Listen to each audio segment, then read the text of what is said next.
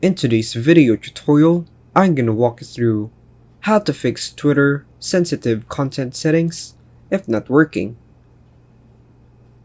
To begin, open a web browser of your choice and ensure that you are already logged in to your Twitter account.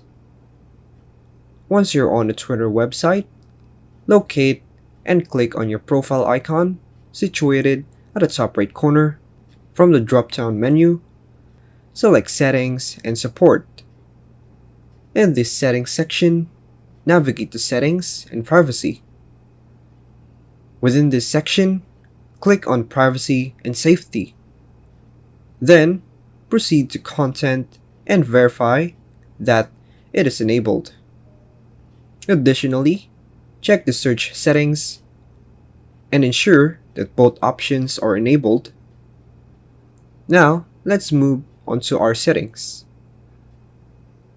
And that's all for now, folks. Thanks for watching.